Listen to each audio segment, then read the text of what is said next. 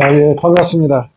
사업무관자산으로 들어가지 않도록 전략을 짜줘야 되겠죠. 사업무관자산 없애야 가압승 결대 유리하겠죠. 그럼 어떻게 없애면 될까요? 이렇게 주식 취득을 대가를 보험증서를 지급하면 됩니다. 보험증서 특징이 뭐죠? 계약자, 수익자 변경이 얼마든지 가능하다는 게 특징이죠. 법인이 계약자, 수익자 되어 있는 걸 그걸 누구로 바꿔준다는 거예요? 주주로 바꿔준다는 거죠. 현금 대신에 주주가 이걸 가지고 나가고, 그럼 법인 자산에서는 이제 보험 증서 자산이 빠져나가고, 주주가 가져가서 주주가 그걸 뭐라 하면 됩니까? 그 보험금을 활용하면 되겠죠. 연금을 본인이 받든 뭐 해지라든 그렇게 하시면 된다. 그리고 또 부동산도 있을 수 있어요. 제가 이제 한 사례인데요. 회사에 이제 우량한 부동산이 있습니다. 근데 사장님이 이 부동산이 좀 있으면 개발 지금 그린벨트도 해제될 것 같고, 근데 지금 엄청나게 올라갈 것 같아. 근데 공장은 이미 이전해서 거기다가 지금 임대를 주고 있대요. 그 임대자산은 사업무관자산입니까? 사업관련자산입니까? 사업무관자산이거든요. 그 임대자산을 정리도 해야 되겠고, 근데 이걸 올라가면 회사 주식 가치가 뻥 떠버릴 것 같다는 거예요. 세금이 엄청 많이 나와요. 그 고민을 하길래 제가 무슨 말 했냐. 아들이 7년 전에 사전 증여특례 제도로 해가지고 아들이 주식을 갖고 있어요. 아들 주식을 한 45% 갖고 있거든요. 45% 갖고 있는 아들 주식을 어떻게 했을까요? 현금화 작업하자. 45% 갖고 있는 주식 중에 계산해 봤더니 부동산. 그걸 계산해 봤더니요. 아들이 주식 15%만 회사에다 팔면 그 대가로 부동산을 가지고 나가는 거야. 그럼 부동산 가지고 나왔다가 한 3년 있으면 아들은 어떻게 됩니까? 돈방석에 앉는 거죠. 무슨 말씀 이해하셨어요? 네. 예, 법인 자산을 전략적으로 사업무관자산이라서 나중에 가압승계할 때 불리한데 이걸 사회로 넘겨주는데, 팔기는 싫죠. 사장님 이익이 뻔히 보이는데 팔기는 싫어. 그런데 아들한테 출구 전략으로, 유동화 전략으로 열어주면 좋아하겠죠. 이런 전략을 짤 때 법인 자산 반드시 현금만 빼는 게 아니라 법인에 있는 그런 비사업용 자산 같은 거 사회로 유출시켜야 될 이유가 있을 때 이 사기 주식을 활용해서 하면 효과가 크다라고 보시면 될 것 같습니다.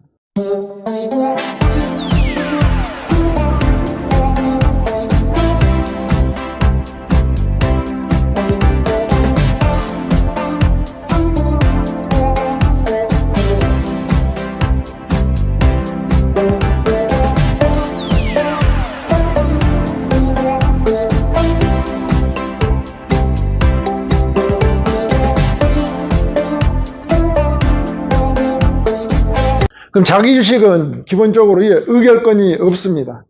의결권이 없고요. 발행주식 총수에도 산입이 안 돼, 이익배당권이 없어요. 자, 이렇게 보시면 돼요. 대표가 주식을 60% 갖고 있어요. 그리고 자녀가 주식을 20% 가지고 있어요. 자기 주식을 자사주 20% 가지고 있어요. 자본금이 1억짜리예요. 그럼 이건 얼마라는 소리? 여기는 6천이죠. 여기는 얼마란 소리요? 2천이란 소리죠. 여기는 얼마란 소리요? 2천이죠. 자, 이렇게 가지고 있을 때 1억을 배당을 한다고 가정했을 때 배당을 그럼 어떻게 가져가줘야 돼요?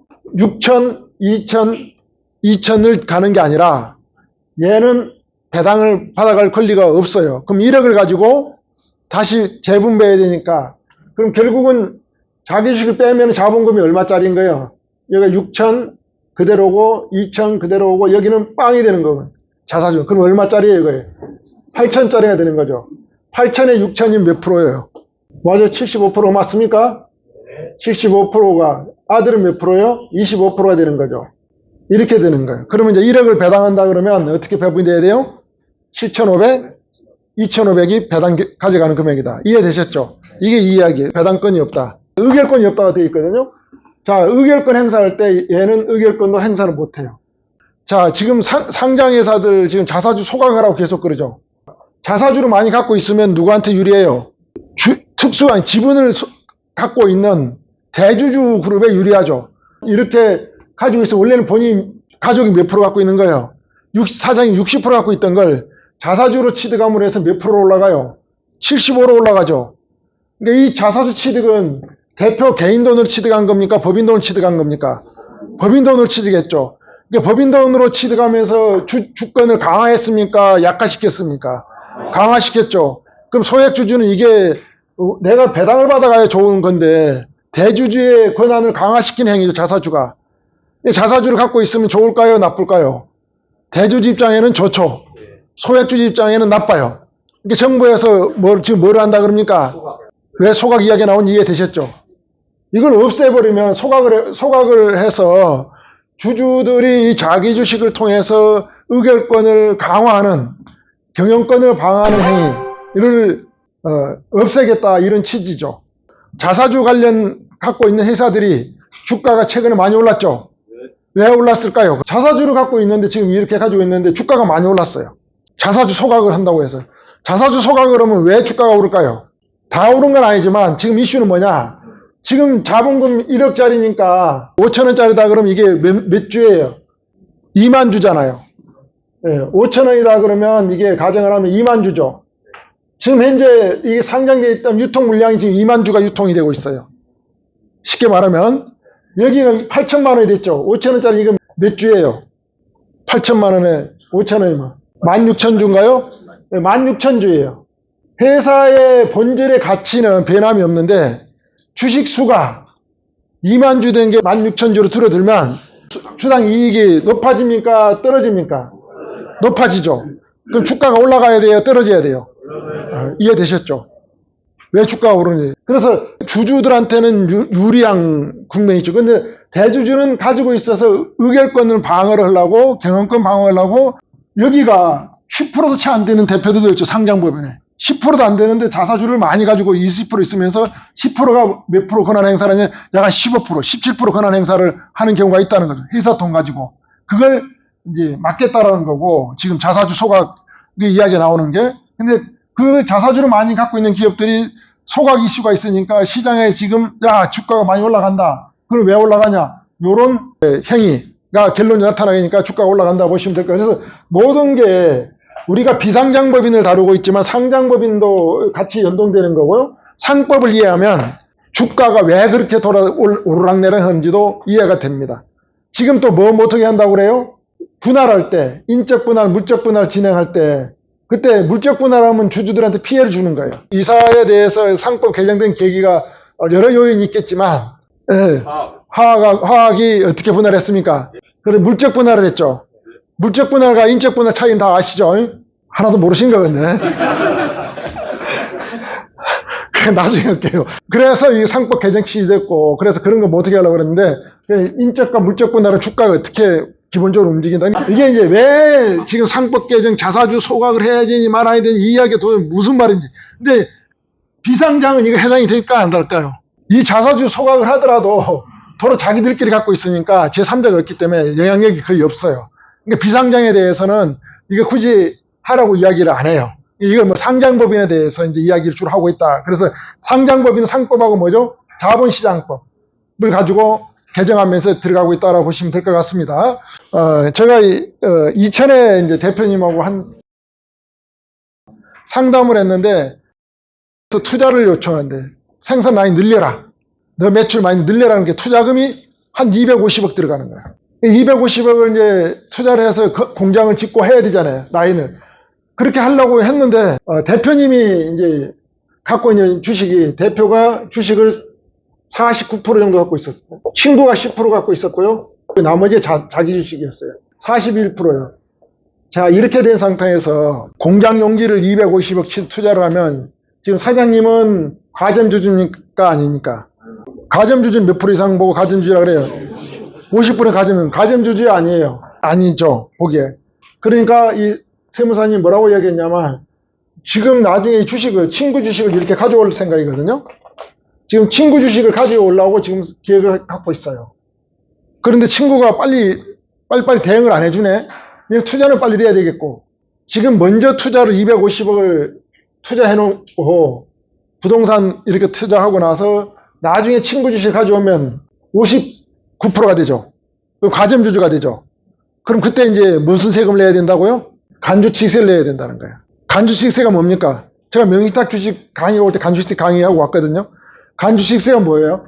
회사에서 부동산, 유형자산, 동산이든 회사에서 자산 취득했을 때 회사에서 취득했지만 대주주가 있다 그러면 대주주가 가점주주가 간접적으로 취득한 걸로 봐서 이제 간주취득세라는 게 2.2%를 내도록 돼 있어요.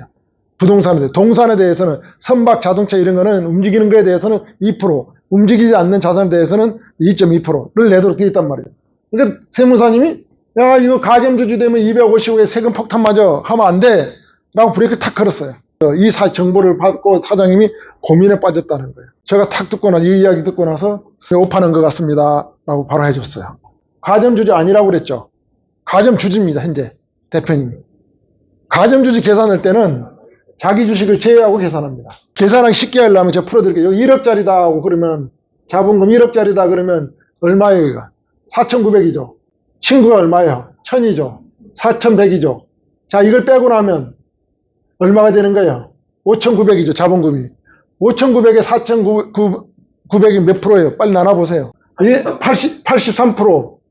자, 그럼 사장님은 지금 현재 몇 프로 갖고 있는 거예요? 49가 아니라 83% 갖고 있고, 친구는 몇 프로 갖고 있는 거예요? 17%를 갖고 있는 겁니다. 현재 상황에서 가점주주입니까? 아닙니까? 가점주주잖아요. 그죠? 그러면 부동산을 지금 취득을 해도 됩니까? 안 됩니까? 된다는 취지입니다. 부동산은 내가 가점주주인 상태에서 부동산을 취득하면 세금이 없어요. 가점주주가 아닌 상태에서 부동산을 먼저 취득하고, 예를 들면 가점주주가 뒤에 올라오면 그때 세금을 내는 거예요. 자, 그럼 이게 중요하다는 거예요. 지금 현재 가점주주예요. 그러면 부동산 취득한다고 사장님은 지금 간주시세를 냅니까? 안 냅니까? 안 내는 겁니다. 뭐라고 그랬냐면 250억에 대해서 이제 가족이 몽땅 다 내니까 세금이 너무 크다는 거예요. 제가 계산했어요. 자, 83이니까 안 내고 만일에 친구 걸 가지고 오면 몇 프로 늘어나는 거예요? 17% 늘어나죠. 250억에 대한 17%에 대해서만 계산해서 내면 돼요. 세금 거의 안 나와요. 적게 나와요. 그러니까 빨리 투자를 해서 생산 라인 늘려서 빨리 거래하는 게 유리하겠죠. 사장님 왜 이걸 고민합니까? 그랬더니 이거 불법이에요, 합법이에요 이래요 저한테. 아니 제가 불법인 이야기를 왜 합니까? 이런 내용들이 빼고 계산하라 어쩌라 그런 내용들이 잘 몰라요. 자기 주식을 제외한 나머지 주식을 기준으로 주식 소유 비율을 계산해서 뭐 자기 주식 포함한대요, 뺀대요. 빼고 가점주주 취득세를 부과한 처분. 이게 맞다는 거죠. 사장님이 이렇게 갖고 있잖아요. 지분은. 지금 딱 지분 이렇게 갖고 있어요. 이제 친구 거 가져왔어요. 그 뒤에 제 작업해줘. 사장님 뭐래요? 상장을 하겠다, 상장. 그 상장을 이제 한다고 그래서 제가 이제, 저희는 이제 그 상장 팀도 매칭을 해준 팀이 따로 있거든요. 거기다가 이야기를 했더니 상장한다고 그러는데 검토해봐 그랬더니요. 아, 이 정도 이익 나면 엄청나게 그 반응이 좋을 거다. 특히 이제 반도체 관련해서 요즘 뜨고 있으니까 하자고 그랬는데 제가 이걸 딱 짚었어요. 먼저 자기 주식부터 정리하고 가자. 소가 그런 게 아니라 자기 주식을 일반 투자자한테 좀 팔자. 팔아서 회사에 돈이 들어와서 대출금도 좀 갖고 상장까지 가더라도 사장님은 대주지위를 갖고 있다 라고 해주고, 상장되고 나면 전체에서 시총 한 5천억짜리 정도를 간다. 2,500억을 엑시트할 수 있다. 상장 준비도 지금 그렇게 다 하고 있다. 그래서 요걸 가지고 이제 가점주주 취득세 부과할 때는 자기 주식을 빼고 한다.